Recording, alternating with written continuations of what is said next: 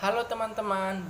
Baik, kembali lagi bersama saya Ginanjar Wilujeng dengan NIM 2020143220. Baik, di video pembelajaran bimbingan konseling ini, saya di sini akan menjelaskan mengenai tentang struktur pelayanan bimbingan dan konseling. Nah, di sini ada 4 materi, yaitu yang pertama ada ruang lingkup dan bidang pelayanan, yang kedua ada fungsi, prinsip, dan asas bimbingan konseling, dan ketiga ada jenis layanan, kegiatan pendukung, dan format layanan bimbingan konseling, dan yang keempat ada program layanan bimbingan dan konseling. Baik, kita lanjut materi yang pertama, yaitu ada ruang lingkup dan bidang pelayanan. Nah, di sini di dalam ruang lingkup bidang pelayanan ini terdapat 4 struktur, yaitu ada bidang bimbingan pribadi sosial, ya, dua ada bidang bimbingan belajar, ada bidang bimbingan karir, ada bidang bimbingan keluarga, dan yang terakhir ada bidang bimbingan kehidupan beragama. Baik, materi yang kedua itu ada fungsi, prinsip, dan asas.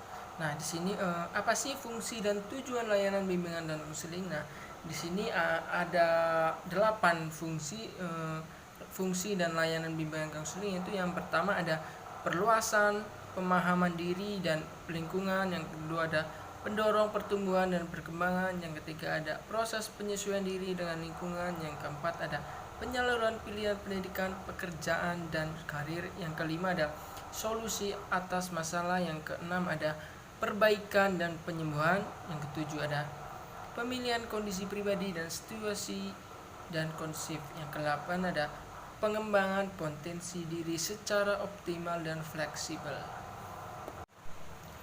Baik, yang B ada prinsip bimbingan dan konseling. Nah, di sini prinsip bimbingan dan konseling itu ada 5, yaitu ada bimbingan harus fokus pada individu yang sedang dibimbingnya. Yang kedua ada memberikan bantuan. Yang ketiga ada bimbingan berkaitan dengan sikap, perilaku individu.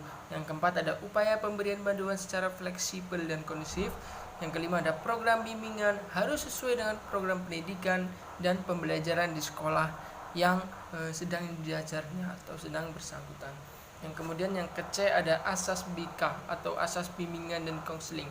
Nah, di sini asas BK itu ada 11. Yang pertama ada asas kerahasiaan sesuai dengan kode etik bimbingan dan konseling. Yang kedua ada asas keterbukaan dalam memberikan dan menerima informasi. Yang ketiga ada asas kesukarelaan dalam mengikuti layanan. Yang keempat ada keaktifan dalam penyelesaian masalah. Yang kelima ada kemandirian dalam mengambil keputusan. Yang keenam ada kekinian dalam penyelesaian masalah. Yang ketujuh ada kedinamisan dalam memandang konseling. Yang kedelapan ada keterpaduan. Yang kesembilan ada asas keharmonisan, ada asas alih tangan konseli, dan yang terakhir itu ada tutwuri handayani. Nah, baik, lanjut ke materi yang ketiga, yaitu ada jenis layanan, kegiatan pendukung, dan format layanan. Nah, di sini kita bahas mengenai tentang jenis-jenis layanan bimbingan konseling, yaitu yang pertama ada layanan orientasi, ada layanan informasi, ada layanan penempatan dan penyaluran, ada layanan pembelajaran, ada layanan penguasaan konten, ada layanan konseling perorangan, ada bimbingan kelompok, ada layanan konseling kelompok, ada layanan konsultasi, dan ada layanan mediasi.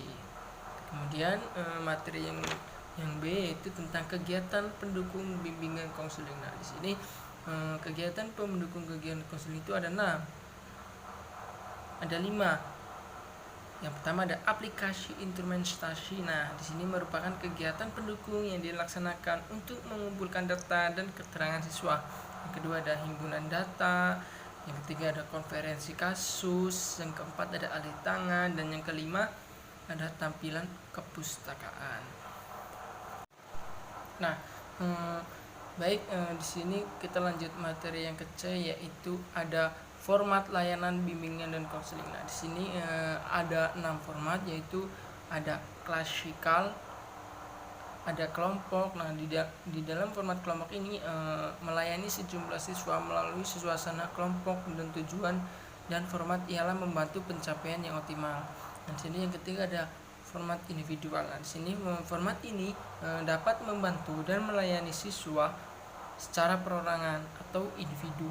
Yang keempat ada layanan lapangan atau format lapangan. Nah, di dalam format lapangan ini menekankan siswa atau dapat membantu siswa dalam kepentingan kliennya di luar kelas atau baik di lapangan kerja atau di karirnya tersebut. Yang kelima ada jarak jauh. Apa sih format jarak jauh? Nah, di dalam format jarak jauh ini dapat membantu melalui media dan saluran jarak jauh seperti surat dan sarana elektronik tersebut. Yang kemudian ada format kolaboratif atau pendapatan secara kasus. Baik, kita lanjut materi yang keempat ya. Di sini materi yang keempat itu ada program layanan bimbingan dan konseling. Nah, di sini program layanan bimbingan dan konseling itu ada 4. Yang pertama ada pelayanan dasar, pelayanan responsif, pelayanan perencanaan individual, dan ada dukungan sistem. Nah, itulah materi pertemuan ke-7 pada hari ini. Nah, baik, itulah materi mengenai struktur layanan bimbingan dan konseling yang ada materi ruang lingkup, ada fungsi, ada jenis-jenis layanan, dan ada program layanan bimbingan dan konseling. Nah, di sini baiklah, terima kasih, itu yang bisa dapat saya sampaikan. Baik, sampai lanjut video selanjutnya. Baik, bye bye. Assalamualaikum warahmatullahi wabarakatuh.